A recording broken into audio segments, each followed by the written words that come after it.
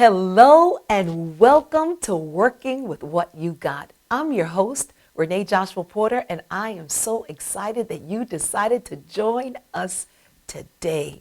Remember, our show is all about you realizing that you have more than you think you have. You have more time.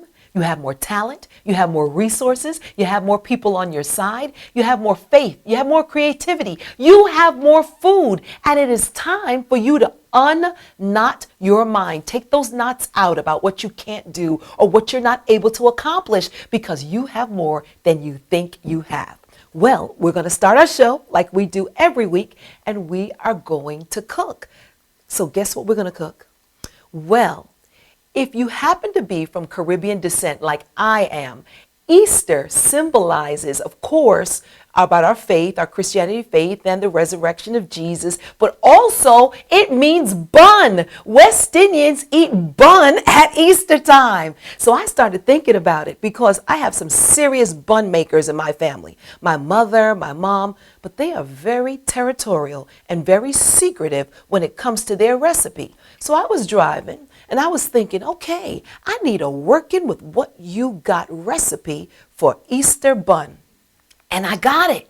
I got it. It got downloaded right there on Sunrise Highway. I got it. What I was able to do is get, you know how you have the Pillsbury biscuits? Pillsbury biscuits, self-rising flour, dried fruit, raisins, burnt sugar. They use the burnt sugar for coloring, and vanilla. Mix it all together with a little milk. And I brought the ingredients here today. But guess what I forgot on my way hustling and bustling? I forgot the biscuits. So you're just going to have to imagine that the biscuits are here, okay? So what we did was we took a cup of the self-rising flour. We'll put it in here. We use half a cup of the dried fruit. We use our burnt sugar, which is a very West Indian thing. It's just inverted sugar that's used for coloring. Because bun has to have a nice brown color to it. Now, it depends on what island you deal with. A lot of times with some of the Jamaicans, they use their bun is more dense, is more almost cake-like. It has a very molasses flavor. But the bun that we use, the one that we enjoy, it's more of a bread consistency, and it's delicious. Okay, so we have our burnt sugar. I used 1 box of raisins, the little individual boxes, which is equivalent to half a cup of raisins. Put that in there. And then at this point, I would have taken my biscuits. I used the whole thing, the whole sleeve of the biscuits. I opened them and I mixed it together.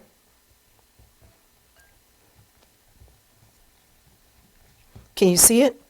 We're dealing with different cameras today, so usually you'd be able to see inside of the bowl. Then what I used is, I don't do dairy, so I always have coconut milk or almond milk. I poured in a little coconut milk. I'm using my gloves because it really is a very messy thing. So this is the color that your batter is going to look like. And just imagine you have your biscuits in there. Look at that. This is the making of a serious bun. This is legitimate. This is not an imposter. This is not a counterfeit. This is a real bun. So you're going to mix it up. Nice. And then at that point, it will be more than this. What I did is instead of greasing a pan, I got a loaf pan,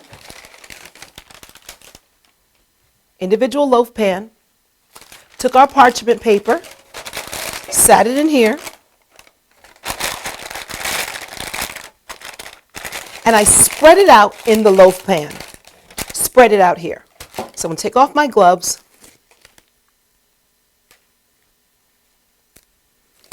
And let me show you how it came out. Look. Look at my bun. It's legitimate. Isn't it beautiful? Look at that. See, bun is thick, and usually you may put a little butter on it and cheese. You need bun and cheese. You can't have bun without your cheese. Look at that. Delicious. Now I have a tester. You know we have testers every week. And this week, I'm going to ask Milani to be my tester because she's grown up on bun. So she knows when bun is legitimate and it's not. Come on, Milani. All right. Are you ready? I'm ready. Okay. Oh, I forgot to tell you one thing. I got to move over. They're telling me that I'm off camera. Come on in, Milani. You got to come in close. Come in close. The last thing I wanted to tell you was once I put the loaf inside the pan, I took a half of tablespoon of sugar. And then what I did, I took the sugar along with 1 egg white, mixed them together, whisked them, and then I put it on top of the loaf and baked it on 375 for 45 minutes. Again, I took the sugar, the egg whites, mixed them together, made a nice little glazy wash, put it on top of the loaf, and baked it on 375 for 45 minutes to an hour. You have to keep checking it. You really want it to cook slowly because it's dense. So you don't want one part to be gooey and another part to be cooked. So you have to keep testing it, but it came out delicious. All right, Milani, you got to come close so they can hear you. Mike is here. Okay, I need you to taste it. All right, here you go. Be merciful with your mama. Be merciful. It's good. Is it a bun? This is real bun. It's a real bun. It's a real bun. It's a real bun, right? Mm-hmm. Now, what are some of the things that you associate bun with? What are the flavors with bun? Dried fruit. Dried fruit. Mm-hmm. Mm-hmm. Raisin. And soft, but not too soft. Okay, so dried fruit, soft but not too soft. Mm-hmm. Mm-hmm. All it needs is some butter. All it needs is some butter. So I'm telling you, we have a working with what you got bun. Use your little Pillsbury ready-made biscuit. Add your self-rising flour, your dried fruit, raisins, burnt sugar, vanilla, a little milk. Work it together. It's a messy mixture. Put it in your loaf pan with parchment. At the end, what you're going to do is make your wash with your eggs and with your sugar, brush it on top, 375, 45 minutes. And you have a legitimate bun. Bun, bun, bun. Do you hear that, Ma? You don't have to tell me your recipe. I got my own working with what you got recipe. Na, na, na, poo, poo. And we'll be right back after this.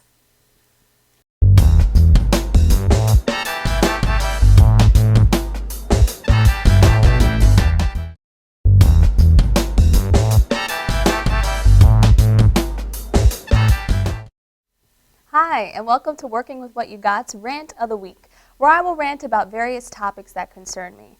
So I've just been thinking a lot about relationships. I, like most 22-year-olds, we think about love, about relationships, about how romantic comedies and romantic films kind of shape the way we see relationships, and it's not really realistic. And I just feel like most of my generation has taken two approaches. Either you date someone, then date another person, then date another person, and you keep disposing of them until you find the quote-unquote one, or you hang on to dear life unto a relationship or a person that is toxic and not good for you. And I just really don't like either approach. I think there has to be a balance between the two. There has to be a way to have a healthy, happy relationship without giving your whole heart and whole soul to every single person that shows interest in you. And there also has to be a way to know when to walk away from a bad situation. And the truth is that most of my generation hasn't seen happy, healthy marriages or relationships because many of us, our parents are either separated or divorced, or we were raised in a single-parent home, so we don't really know how to be in a healthy, supportive, encouraging, loving relationship. And it just really concerns me and it bothers me. So, I don't know, that's just what's on my mind for today. I just want to see happier relationships. I want to see better displays of love for men and for young men and young women. And that's just what's on my mind for today. Thank you for listening. See you next time. Thank you so much, Mooks. There's a lot on her mind, right? Well, I wanted to give a different aspect of working with what you got today. A lot of times we talk about our food, we talk about relationships, we talk about family, we talk about parenting, and we've even done wardrobe. But I was thinking about how often we spend money unnecessarily, always wanting to buy something new. Well, I had this dress. The dress was a purple dress. I've had it for a couple of years. It's a type of dress that I always keep in my closet because whether I lose weight or I gain weight, it always fits. It's very flattering. It has a belt that gives in and gives out.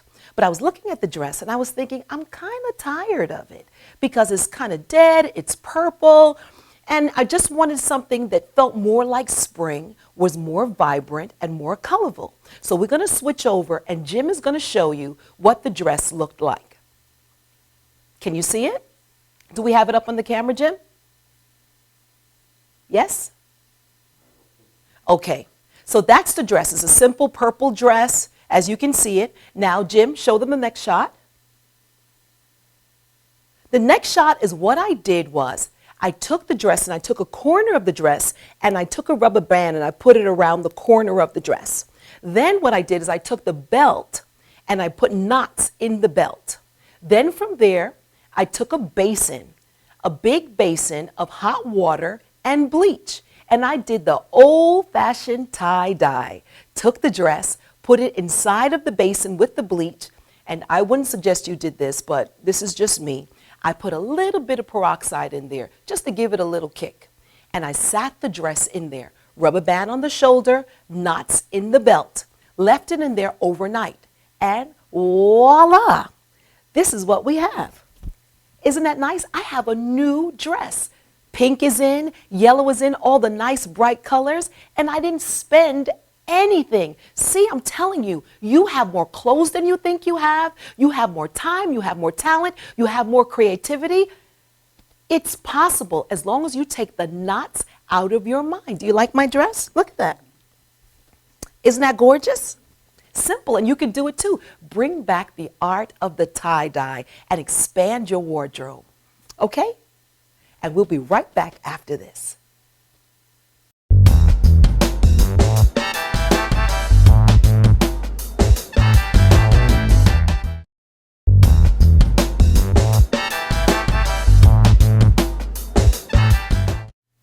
Hello, and we are back. You have tuned in to Working with What You Got. I'm your host, Renee Joshua Porter, and I am so excited with the guest that I have today. Melanie said something very interesting during her rant. She mentioned about how rare it is to really see supportive, loving, lasting marriages and how we need to see more of that. And she's very, very right. And the reason that I've invited these two guests on, because they symbolize so many things to me.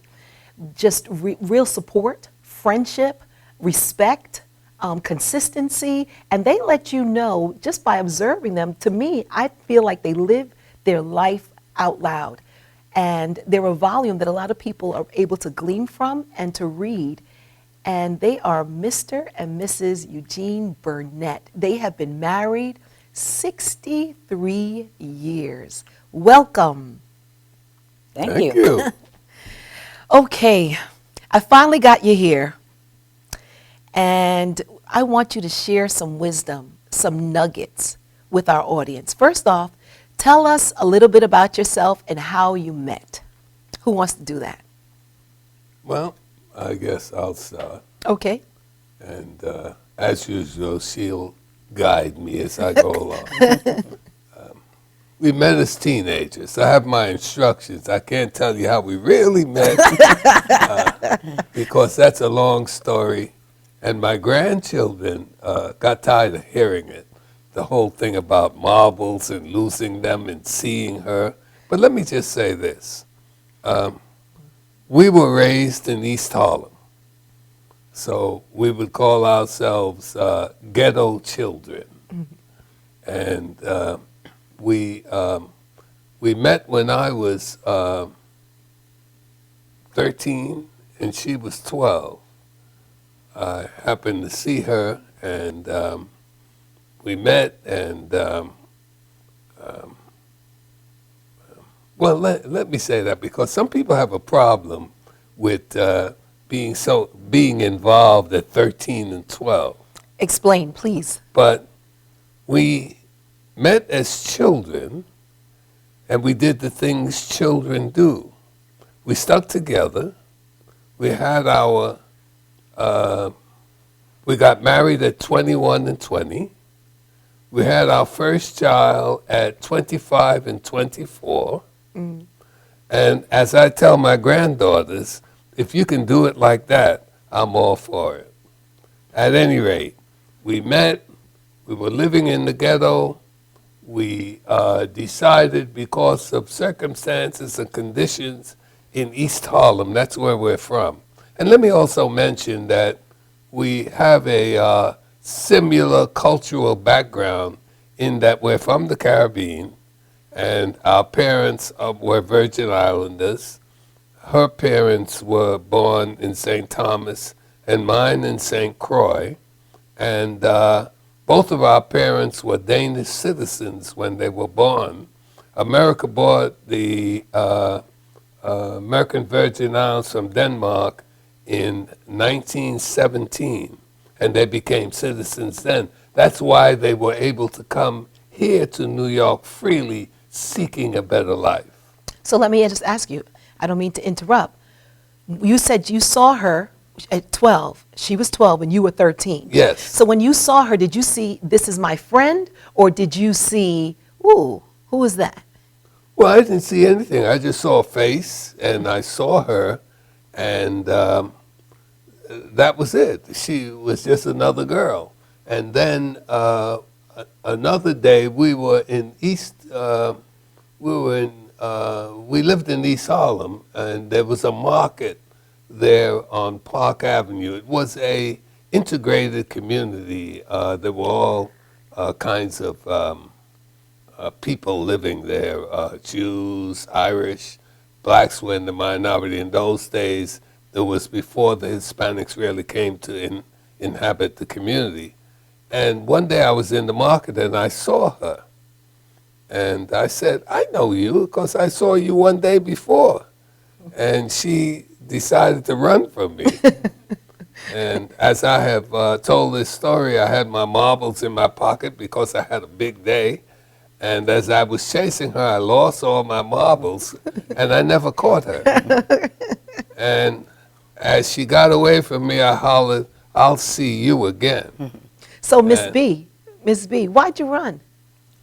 Well, at 12 years old, you know, in elementary school, most little boys are not nice.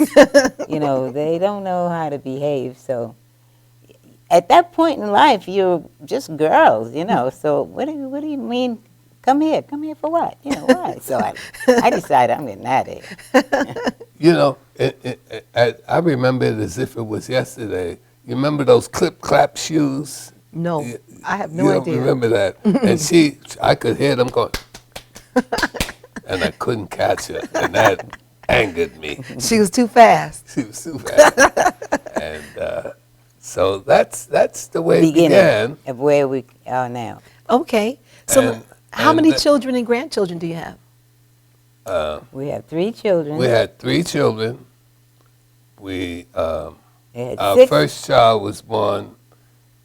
Yeah, never mind that. Go Anyway, ahead, B. we have 3 children. We had 6 grandchildren. Unfortunately, 12 years ago, we lost our first born grandson. And now we have 5.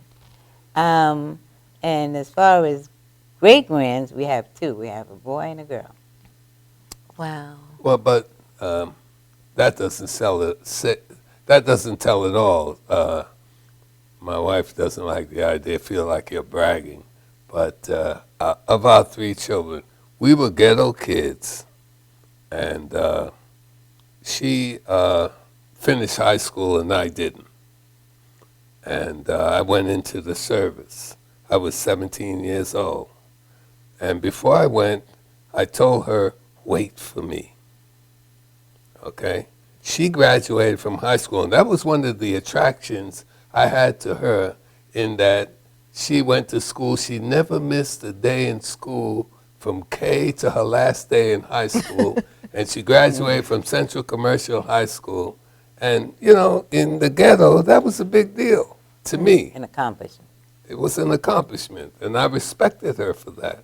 And it paid off in the end. Because I would not be here today. Men don't like to hear me say that if it were not for her. Well, Wow. we were there for each other, let's put it that way. There's no doubt about that. At any It rate, can't be that one-sided, that one is doing Yeah. more than the other. You try to mesh. That should be your goal, in being able to be with each other, enjoy each other, take the good with the bad, and that's what life is all about. So these two unleaded young people, we produced, our son is a licensed architect. Our oldest daughter is a medical doctor, and our youngest daughter is a New York State licensed pharmacist. We have 5 grandchildren, and one has let's see, who's the oldest? Gene. He has a bachelor's degree. The next, His sister's next. sister is next. She has a master's in education. The next one is Naya. She has a master's in hospital administration. The next granddaughter has a master's degree Ooh, we got a caller. Yes? in biomedical engineering. Hold on one second, Mr. B. I'm just learning how to do this. What do I press? The happy face? Thank you for calling, caller. Do you have a question? I'd like to talk to the beautiful couple. They are absolutely fantastic. Okay. Do you have a you. question for him? I do. Okay, go ahead. I would like to ask my question to this fantastic couple. Thank you for calling, caller. Oh, this couple is absolutely gorgeous. Oh my goodness. I just wish I could hug them. They're just so beautiful. I have a question though. Okay, go ahead. My husband and I have been a couple for 32 years. We were high school sweethearts. And now our family, they're starting their own family. So it's not really empty nest syndrome, but it's more like, what do we do now in the next 32 years of our life? That's an easy answer to that question. Go on 35 cruises. Get to know each other. Because there's a lot of world to see, and It's a lot of world, right? And it wasn't a question of money. We slept in the worst rooms that you can find on the ship, but we were together, and we had a great time. We've been all over the world. That's what you do. You get into each other again. You rediscover what you originally found in each other.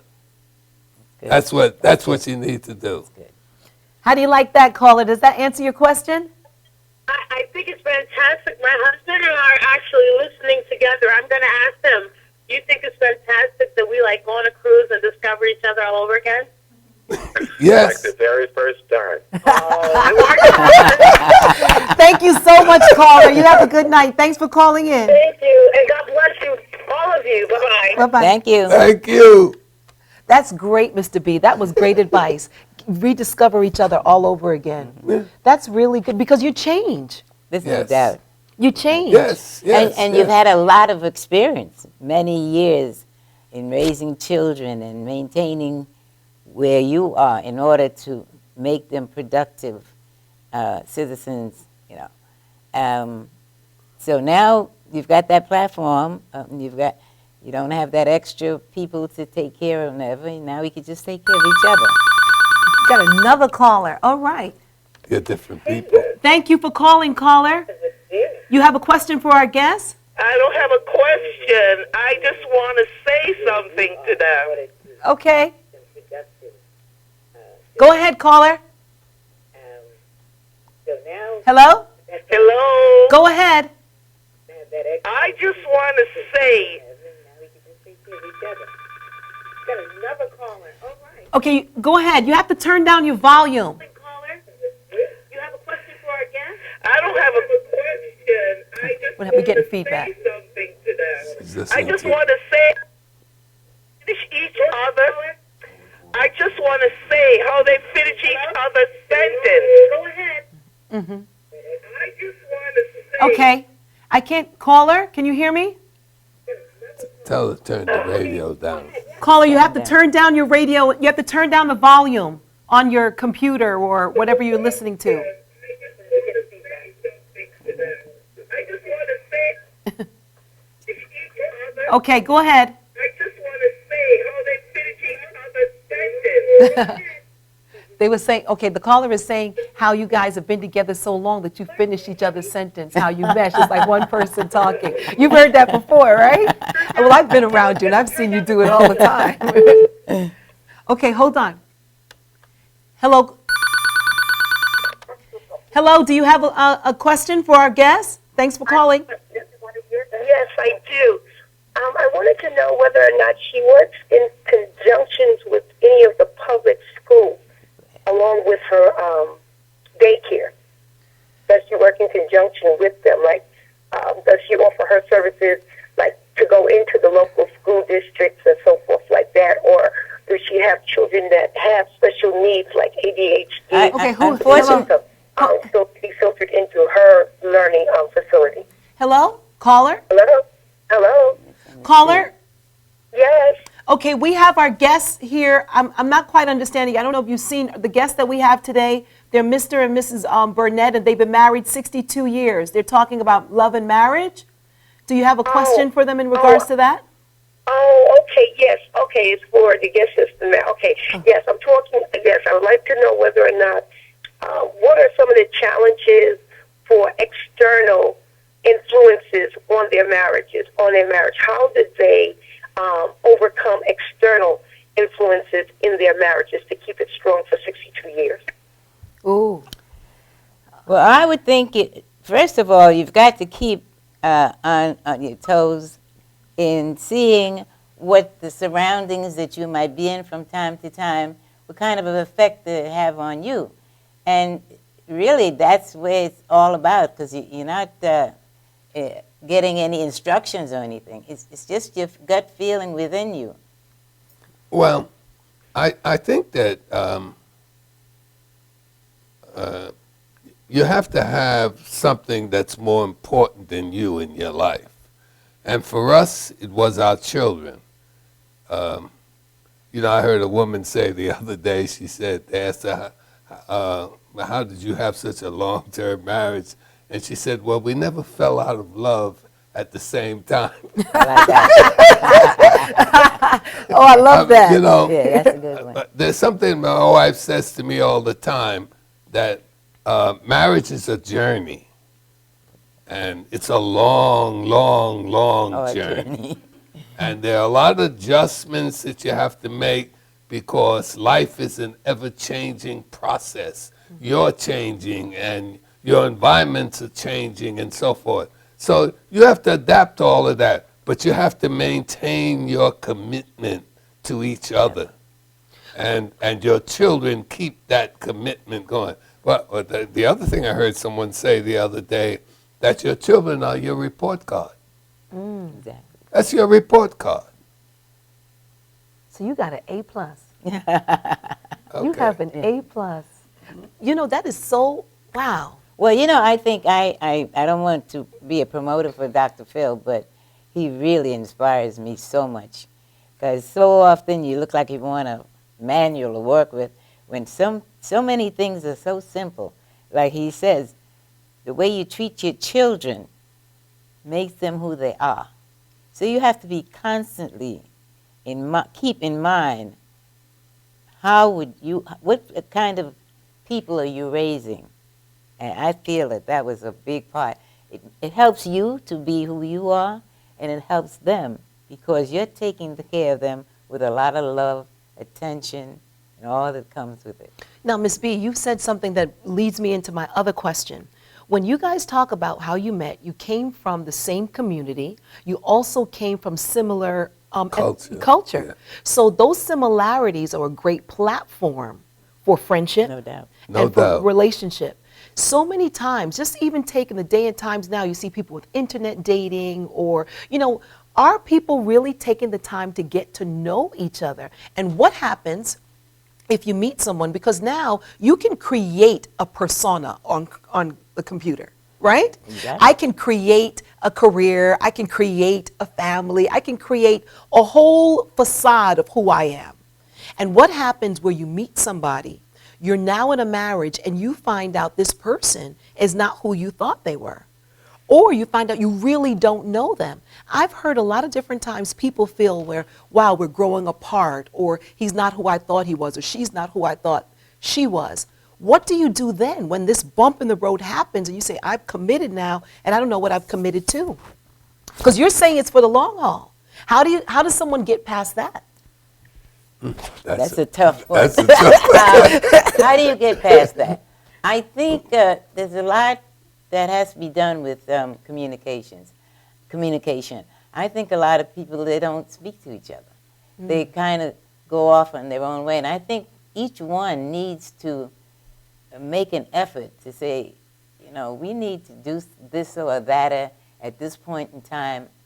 That's one of the things that I thought we used, because other than that, you can run it in a ditch. And that's not your aim. So you have, I think it's all in thought process. Because I think a lot of people just seem to go through just without any thought in how they do things. But I always felt that I thought a lot about how I approach something. See, Well, that's very interesting. well, the first thing I think that before you get to that stage and state, that you need to give people time, give the person time for you to get to know them. But after you've given it the proper amount of time and you know the person, what are they? Are they an axe murderer? I mean, there's certain, you know, there are certain Non-negotiables. behaviors on Right. the part of the person that's a no-no. Right. A drop-dead end Right. to the Yeah. situation. Of course. But most of the other things that you're finding out that you don't know who they are simplistic nonsense. Okay? And, you know, we have a way that we look at the grass is green on the other side. How many times in my life have I seen men who can't live with this woman, and then they turn around the second wife and they marry the same woman, Over and the over same again. type of woman. You see that over and over again. All the things he complained about the first wife is a part of the second wife. All right. So I think it's a question, as we said, it's a journey, and stick with it, work it out. The grass is not green on the other side. It's just as green on this side of the fence. Learn to, like, this whole idea of forgiveness, you know, that's something that, who's that says that about Bishop J.T. Jakes? Says, forgive your husband like you would forgive your son. And then marriage is well. That's a tough one. That's good. That's good. That's a good one. All right. I'm going to get a T-shirt that says that. That's good. That's really, you know what I love that you said. You both have, I mean, oh my gosh. Something that you said, Mr. B, you said taking time to know each other. I have a friend that's divorced, and one time I asked her to speak to another friend of mine that was going through some challenges with her husband, and I felt like I was too close to the friend to really give advice. So I said, you know what, speak to a friend of mine that's gone through a divorce. And my divorced friend looked at my friend that was going through problems, and I said, what would you do differently? She said, I wish I had waited for him to grow up. Yeah, that's a good. Wasn't one. that beautiful? Very much so. She said, if I had just waited for him to grow up. And that's what we need to tell our daughters. See, one of the questions is, who matures first? Yes. Well, little girls grow up with dolls and life issues. They're changing diapers, they're nurturing the doll and so forth. And boys are throwing a ball through a hoop. Okay? So now, who's going to mature faster if that's their orientation in life? Right.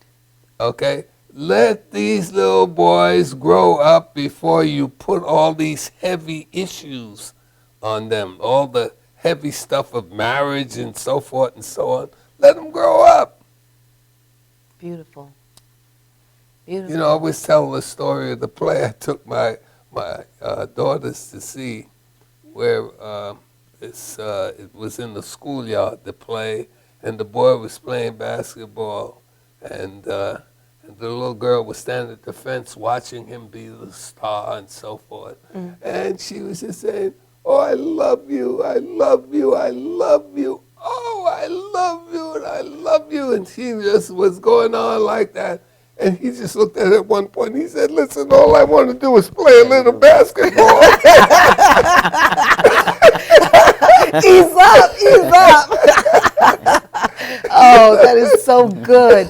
That is so good. You know what happens? So many times you find so many women equate their identity on whether or not they are in a relationship or whether they're married, and it's You wrong. have to be a person You have to be a person by before yourself. you can. Yeah, with and it's someone okay, else and there's no and time know who you period. are. Right, So right. if you're now 40 or 30 or even 45, so what? You're still growing. Whatever's for you is for you. And so many times we do spend a lot of time comparing ourselves to what's going on with the other person. Well, I had this discussion once with my oldest daughter, Karen. We were having this discussion, and I was telling her about the Spencer the doll and the basketball and so forth. So I asked her whether should buy my grandson a doll, and she looked at me. She said, "No." While we agreed that there was a gap in terms of this, she said, "No." Yeah, she said, no. No, it's not. You weren't there. We'll be right back after this commercial. Okay.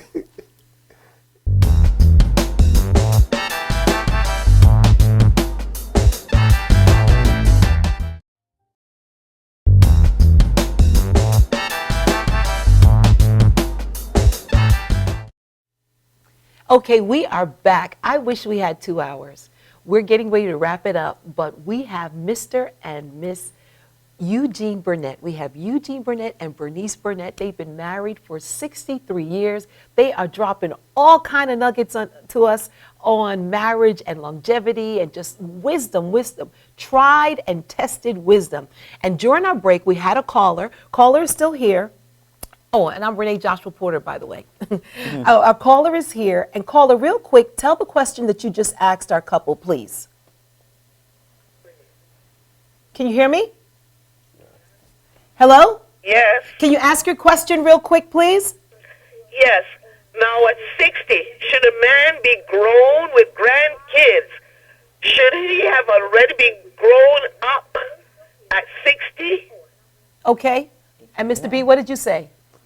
Well, some of us never grow up, but you chose this individual to have children with, and you have to take some kind of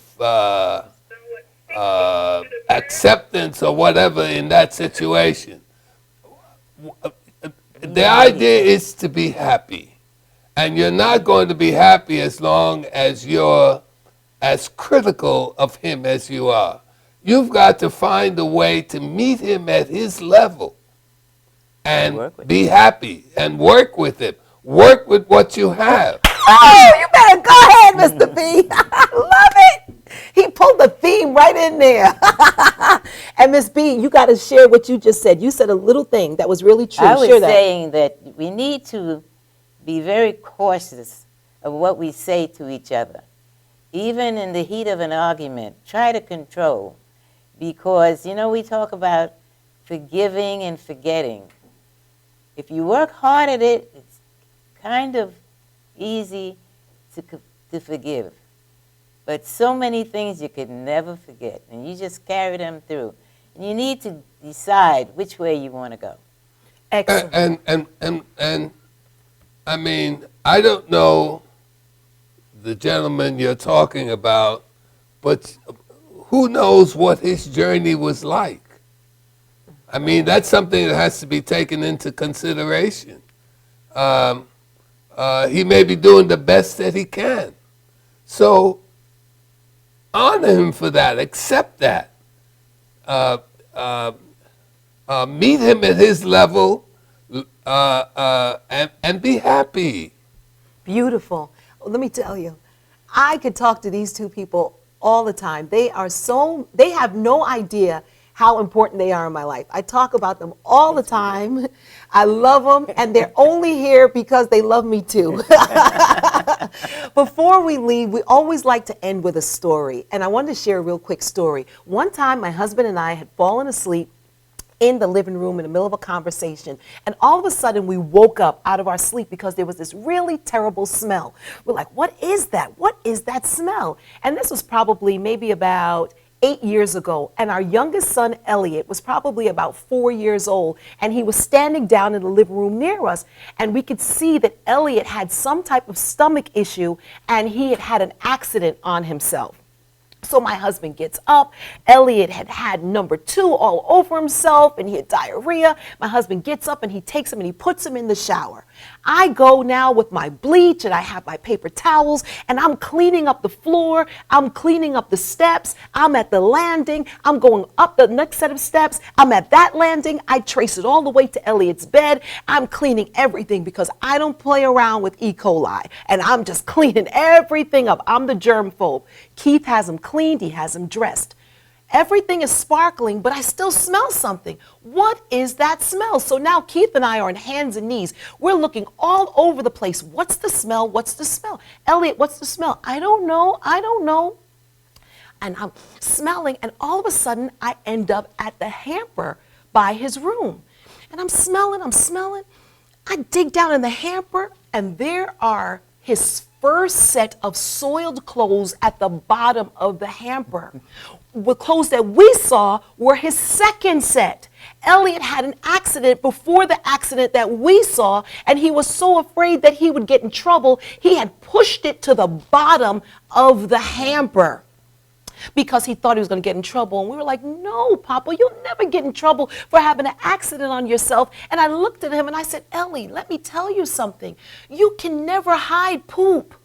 Poop has a way of telling on itself. I don't care if you put a whole bunch of clothes on top of it. It will always smell. And that's how it is with envy and unforgiveness. I don't care how you smile. I don't care how you dress it up. I don't care how you push it all the way down. If you spend your time looking at somebody else's relationship and thinking that you got a bad deal, or thinking that you missed out or you made a mistake, it will smell. There will be a stench that other people will be able to see. So you have to make up your mind that the mess that exists, you're going to clean it up, you're going to wash it up, and you're going to forget about it as much as you can. And like Mr. B said, you're just going to learn to be happy. Yes. Thank you so much for joining us. Remember, free your mind and the rest will follow. See you next week.